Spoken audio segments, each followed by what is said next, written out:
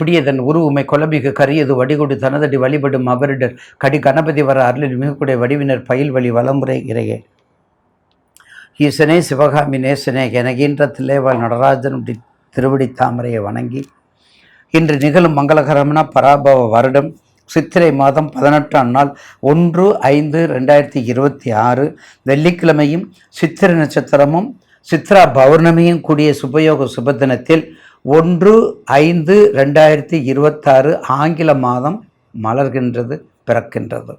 1/5/2026 Chitra Pournami. Number 1 Chitra Pournami. சித்திரை நட்சத்திரம், சித்ரா பௌர்ணமி, சித்திரை மாதம். பாருங்கள் எப்படி மேட்சிங் ஆகுது. அது மட்டும் இல்லை, மதுரையம்பதியில் மிக பிரசித்தி பெற்ற உற்சவம், மிகப்பெரிய திருவிழா, மிகப்பெரிய பெருவிழா, மிகப்பெரிய தென் தமிழகத்தின் வரலாற்று தெல்லமுதமும் தேன் தமிழ் பாயும் இனிய தமிழும் பாலும் தெளிதேனும் பாகும் பருப்பும் இவை நாளும் கலந்த நோக்கு நான் தருவேன் கோலன்சை துங்க கரிமுகத்து தூமணியே நீ எனக்கு சங்கத்தமிழ் இயல் இசை நாடகம் என்ற சங்கத்தமிழ் மூன்றும் தா என்று விநாயகப் பெருமானிடம் அழகான தமிழில், செந்தமிழில், இனிய தேனினும் இனிய தமிழில் பாடிய அருள் அவ்வை பிராட்டி பாடி புகழ்ந்த இந்த மதுரையம்பதியில் நடக்கக்கூடிய சித்திரை திருவிழாவும் அந்த 1/5/2026 எவ்வளவு சிறப்பு வாய்ந்தது பாருங்கள். அப்போ முதல் மாதம் பிறக்குது, சித்திரை மாதம் பிறக்குது, சித்திரை பௌர்ணமி வருது, சித்திரை நட்சத்திரம் வருது, சித்திரை திருவிழா வருது, எல்லாமே சித்திரை.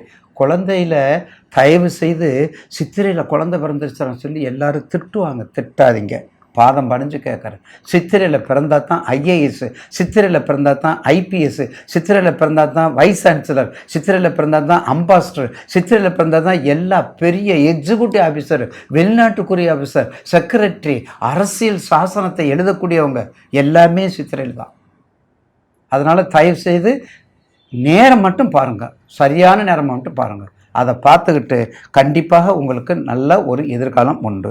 அடுத்தது சூரியன் சந்திரனை போற்றி வணங்கக்கூடியது, குலதெய்வத்தை வணங்கக்கூடியது, சத்யநாராயண பூஜை பண்ண வேண்டியது, சித்திரகுப்த பூஜை பண்ண வேண்டியது. பாருங்கள், சத்யநாராயண பூஜை, சித்திரகுப்த பூஜை, அதுக்கடுத்தது மகாலட்சுமி வாசம் செய்யும் பூஜை, மகாலட்சுமி வாசம் செய்யும் பூஜை, அதையும் நம்ம செஞ்சுக்கிறலாம். இப்படிலாம் செஞ்சு நவதானியம் வச்சு இதெல்லாம் செஞ்சு நல்லா வழிபாடு பண்ணுங்க. சித்ரா பௌர்ணமிக்கு கண்டிப்பாக சித்திரகுப்தன் கோயிலுக்கு கண்டிப்பாக போயிடுங்க. அதாவது நவதானியம், வீட்டில் உள்ள நவதானியம், பாடநூல், புக்ஸு எல்லாம் நம்ம செல்வத்தை கொடுக்கக்கூடிய முறத்தில் வச்சு பூஜையில் வச்சு நல்லா பாராயணம் பண்ணினா கண்டிப்பாக நல்ல தீர்க்க ஆயுளும் நிறைந்த செல்வமும் நேயர் பெருமக்கள் எப்போதும் கிடைக்கும். நாம் காண இருப்பது கும்பம். அது 1000 வார்த்தையில் உதிர்ந்தாலும் ஆறுதல் படுத்த முடியாது. ராசி கும்பராசிக்கு 1000 வாக்கியங்கள் தொகுத்தாலும் பகுத்தாலும் பட்ட துன்பம் எப்பொழுதுமே குறையாது. இப்போ தான் ஓரளவுக்கு நீங்கள் தெரிஞ்சு வந்திருக்கிறீங்க. இப்போ தான் உங்களுடைய ராசியில் கும்பராசிலேருந்து நீங்கள் வந்திருக்கிறீங்க, வெளியே வந்திருக்கிறீங்க. 7.5 சனீஸ்வரர் உங்களை இருந்தாலும் உங்களுக்கு உரியவர் உங்கள் ராசிநாதன் சனீஸ்வரர். அவரே உங்களுக்கு என்ன படிப்பார், அவரே உங்களுக்கு என்ன கஷ்டப்படுத்த வச்சுருப்பார் பாருங்க. அப்படிப்பட்ட ஒரு கும்பராசிக்காரங்க. அதாவது வானம் தொட்டுவிடும் தூரம் தான் உள்ளது. தங்களது நேரம் கடந்த காலங்கள் துவண்டு புரண்டு கஷ்டப்பட்டு துண்டு துண்டாக்கப்பட்டு சிதைக்கப்பட்டு சிதறப்படுத்து இன்னல் பட்டு துன்பப்பட்டு துயரப்பட்டு பட்டுங்கிற வார்த்தை வந்ததுன்னா கும்பத்துக்கு தான். எதை பட்டாலும் சரி, எதை தொட்டாலும் அதை பட்டு தான் தவிக்கணும், எதை தொட்டாலும் அதில் பட்டு தான் தவிக்கணும். அப்படித்தான் நம்ம முன்னோர்கள் சொல்கிறாங்க. அது என்னன்னு தெரியல, கும்பத்துக்கு விதிவிலக்கு இல்லையா என்னன்னு தெரியல, எப்போ விதிவிலக்கு வரும்னு தெரியல. ஒரு வேளைக்கு 7.5 சனீஸ்வரர் அங்கே போயிடணும், சுத்தமாக போயிடணும், பாத சனியை முடிச்சுட்டு போயிடணும்,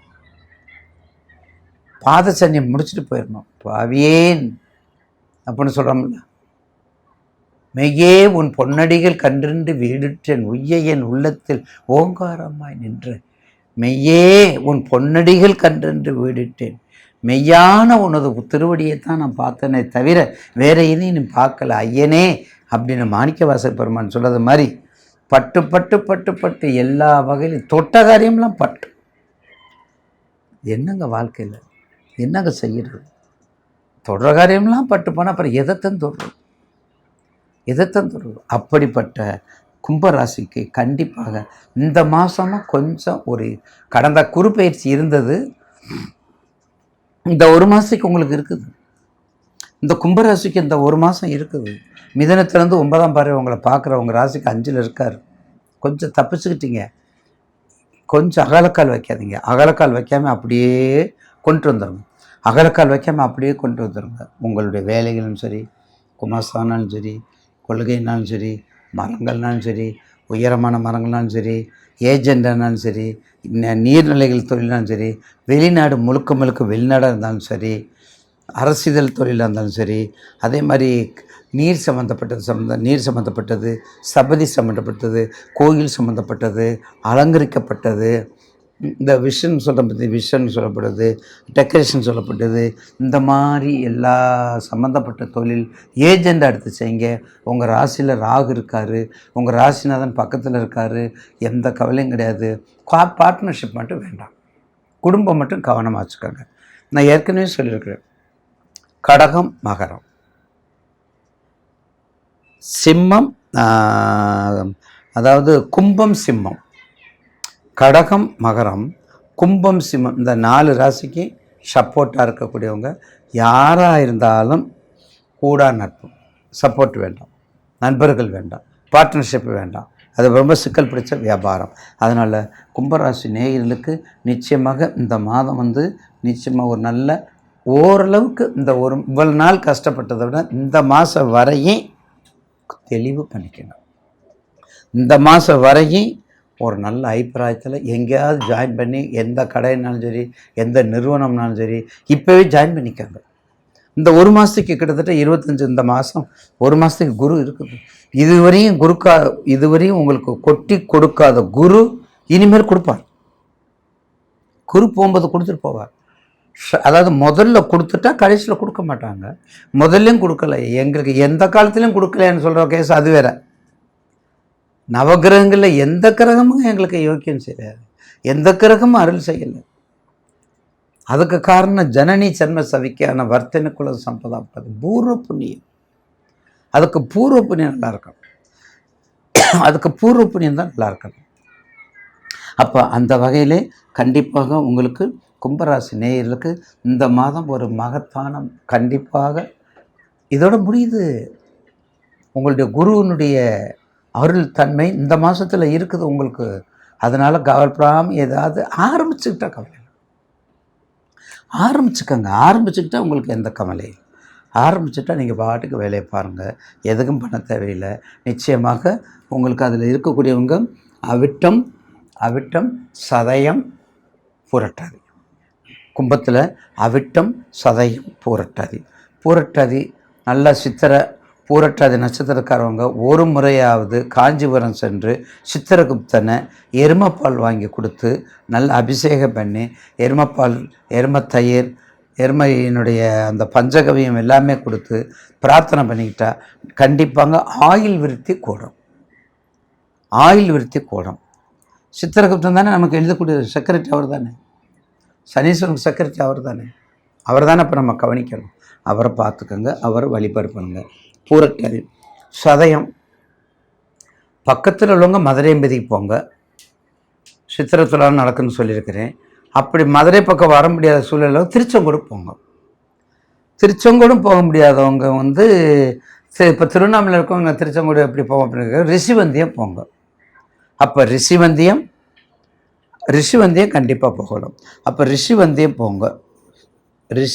ரிஷிவந்தியம், திருச்செங்கோடு, மதுரை, இந்த 3 கோயிலும் கண்டிப்பாக உமா மகேஸ்வர தோத்திரத்தை பாடணும். அவ்வினைக்கு இவ்வினையாம் என்று சொல்லும் அத்தெரிவில் உய்வினை நாடாது இருப்பது உந்தமக்கு ஊனமென்றே கைவினை செய்து எம்பிரான் கலல் போற்றது நாம் அடியும். செய்வினை எம்மை தீண்டா பெற திரு நீலகண்டம், தீவினை எம்மை தீண்டா பெற திரு நீலகண்டம்னு ஞானசம்பந்த பெருமான் பாடியிருக்கார். அதனால் அந்த மாதிரி திருத்தலங்களுக்கு போனால் தீண்டுதல் குறையும், என்னை பொறுத்தவரை குறையும். ஏன்னா நம்ம தப்பு பண்ணாமல் இல்லை, நம்ம தப்பு பண்ணிட்டு தான் இருக்கிறோம். அதனால் நமக்கு தீமை கூடிக்கிட்டே தான் போகும். இருந்தாலும் கொஞ்சம் பிரார்த்தனை இருக்குது, கொஞ்சம் வழிபாடுகளை பண்ணுறோம், கொஞ்சம் எல்லா தவசைகளையும் முதியோர்களையும் பெரியோர்களையும் நம்ம வணங்குறோம், வழி போட்டுறோம். அதனால் அது நமக்கு நல்ல பெனிஃபிட்டாக கொடுக்கும். அதனால் கண்டிப்பாக கும்பராசி நேயர்களுக்கு நாம் மேற்கண்ட சொன்ன கோயிலுக்கு போங்க, கண்டிப்பாக வெற்றியை கொண்டாடுங்கள் என்பதில் மாற்று கருத்து அல்ல. மறந்துடாதீங்க கும்பராசி நேயர்கள்.